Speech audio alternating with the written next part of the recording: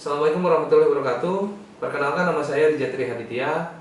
Saya adalah salah satu dosen di Fakultas Sains Terapan Universitas Surya Kencana Cianjur. Saya mengampu mata kuliah diantaranya adalah pasca panen, pengolahan pangan, pengetahuan bahan pangan di Prodi Agroteknologi.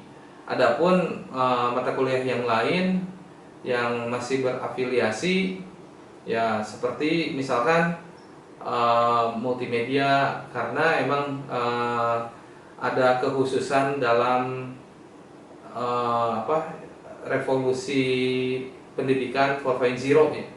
Nah, jadi di sini banyak sekali perubahan-perubahan kurikulum dari semenjak 3 tahun ini. Ada beberapa kali perubahan kurikulum, dan yang sekarang kurikulum yang ada di Prodi Agroteknologi itu berbasis tentang bernuansa tentang digital farming ya.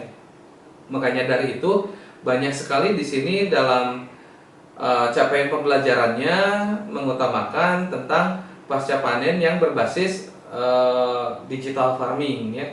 Di sini saya akan menerangkan bahwa dahulu saya adalah dosen pengampu pengolahan pangan, namun karena perubahan kurikulum saya berubah menjadi pengampu pasca panen, dan pengolahan pangan dilebur menjadi beberapa mata kuliah konsentrasi food processing, contohnya pengawetan, pengemasan dan labeling, terus pangan fungsional dan lain sebagainya.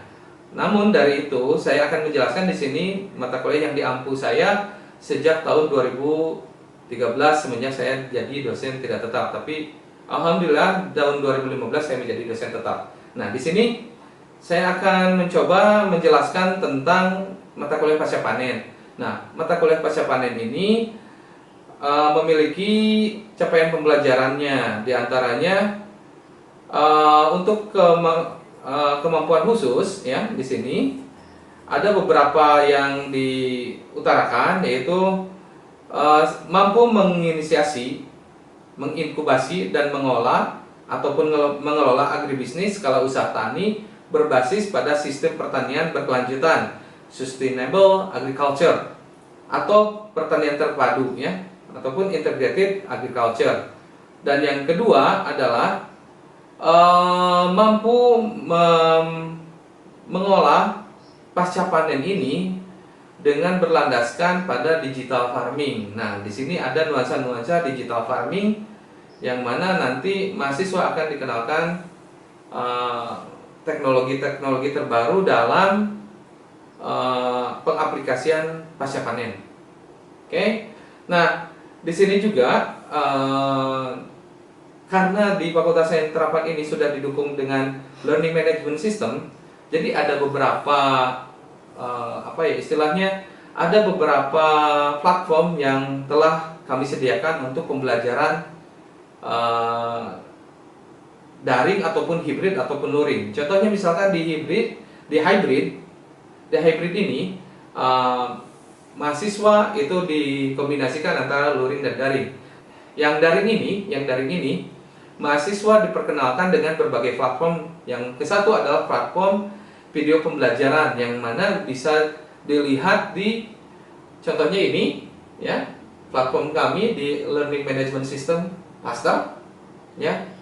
Dan adapun kalau misalkan tidak bisa mengakses Learning Management System, dapat pula diakses di channel saya, yaitu di Rijatri Haditya di channel YouTube ya, terutama di bagian mata kuliah yang dikehendaki. Nah, ada beberapa contoh yang lainnya. Untuk mendukung kesuksesan dalam pembelajaran, kami juga membuat modul interaktif berbasis Android. Nah, ini contohnya dan pengoperasiannya seperti ini. Jadi ini platformnya adalah APK ataupun dalam bentuk Android.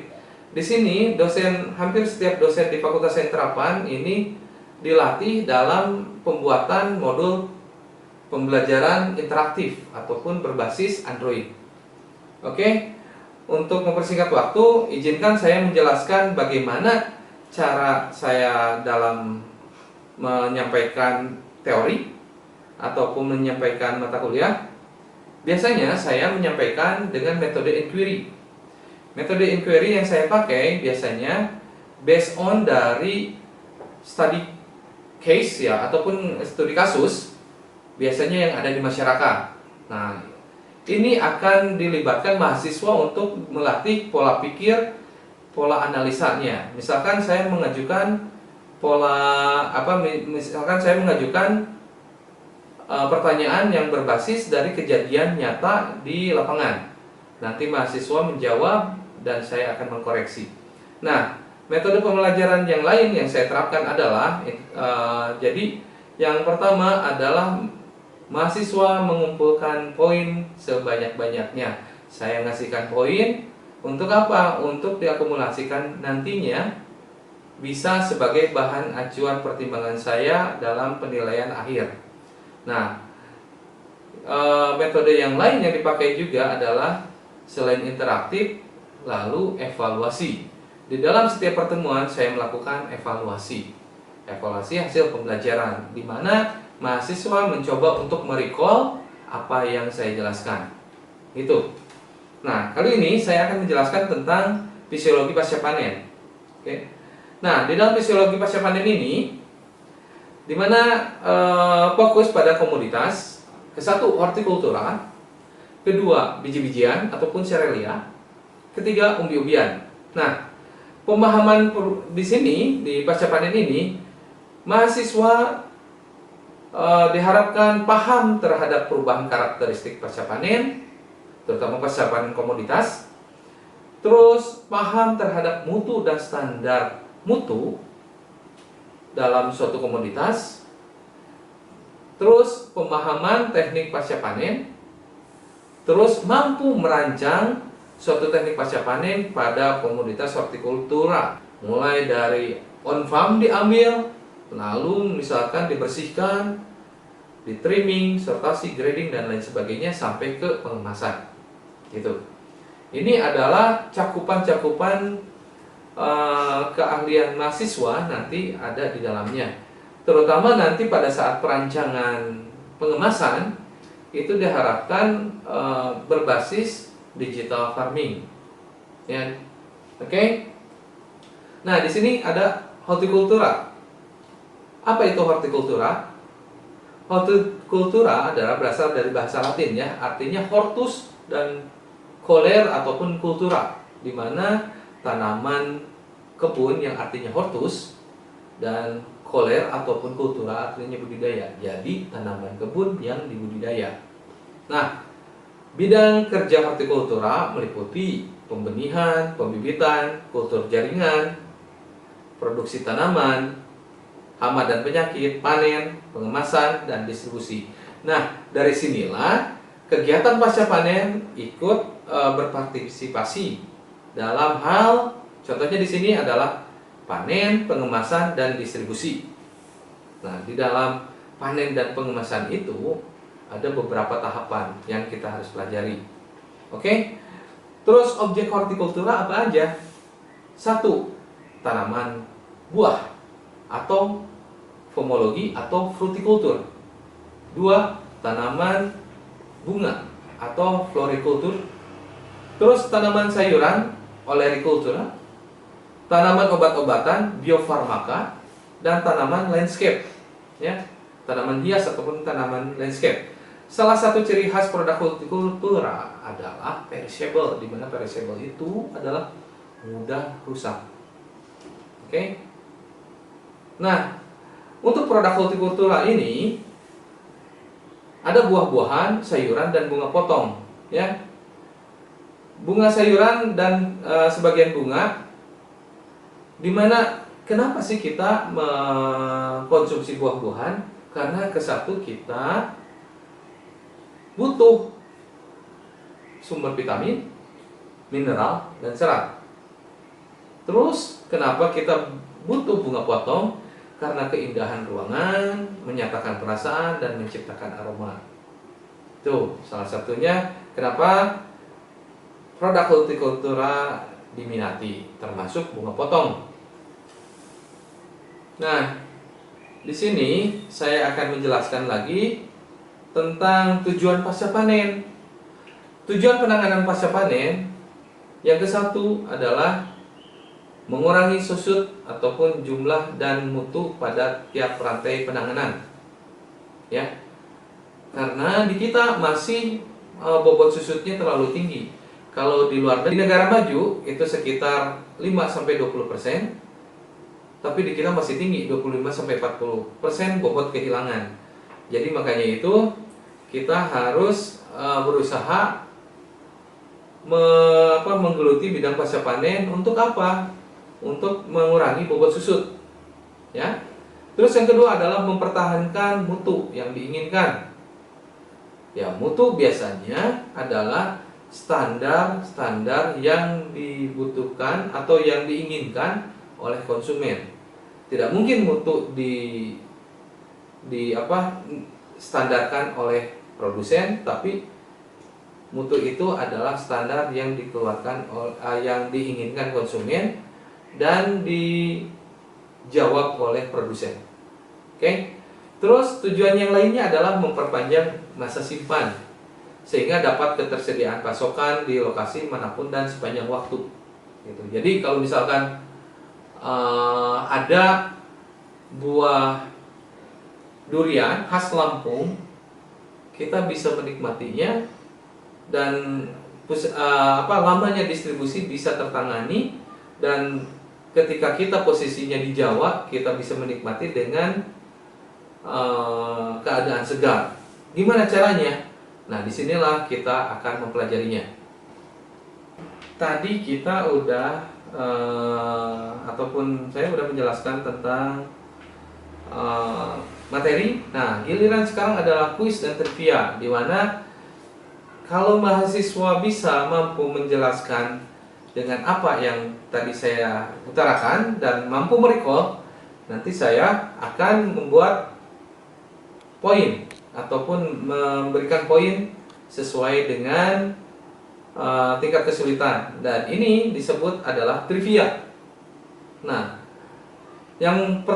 trivia yang pertama, apa manfaat kita mempelajari mata kuliah panen dan pasca panen? Saya kasih nilainya 5 poin. Silakan jawab. Dan ini biasanya mahasiswa langsung mengacungkan tangan dan saya akan berikan nilai sesuai dengan kemampuan menyerap materi ataupun menganalisa permasalahan. Nomor 2, apa yang dimaksud dengan homologi dan sebutkan contohnya. Oke, saya kasih 5 poin. Nomor 3 adalah sebutkan ciri umum dari produk hortikultura. Oke, semua mahasiswa sudah menjawab dan saya akan luruskan. Apa manfaat kita mempelajari mata kuliah panen dan pasca panen? Kesatu adalah, yang pertama adalah mengurangi hilangnya bobot susut. Itu yang paling utama, sehingga akan membuat perolehan profit atau take profit lebih besar. Kedua, menjaga agar produk itu memiliki ketahanan, ya, sehingga akan didistribusikan dimanapun akan sesuai dengan tingkat kesegaran yang diinginkan. Itu salah satu contohnya. Nah, apa yang dimaksud dengan produk homologi dan sebutkan contohnya? Apa yang disebut dengan homologi? Oke. Homologi adalah ilmu yang mempelajari tentang tanaman buah. Ya. Contohnya apa? Misalkan buah mangga, bagaimana proses panen dan pasca panen, budidayanya, itulah tentang homologi, ya. Contohnya seperti buah mangga. Oke, trivia yang terakhir adalah sebutkan ciri-ciri umum dari produk hortikultura. Adalah jawabannya perishable, yaitu mudah layu atau mudah kehilangan susut ataupun mudah kehilangan kadar air. Oke, itu adalah salah satu trivia yang saya sering gunakan. Demikian presentasi pemaparan video pembelajaran ataupun skema pembelajaran dari saya. Kurang lebihnya seperti itu, di mana kami menyediakan juga di kanal YouTube ataupun di channel YouTube dengan nama channel Rijatri Aditya, di mana yang nge-view ataupun yang melihat video saya adalah orang yang dari luar, bukan mahasiswa saya. Mahasiswa saya biasanya mengakses video pembelajarannya di pastorlms.com, di learning management system kami. Oke, kurang lebihnya mohon dimaafkan. Mudah-mudahan video ini dapat memberikan sedikitnya inspirasi bagi yang lain. Wabillahi taufiq wal hidayah. Wassalamualaikum warahmatullahi wabarakatuh.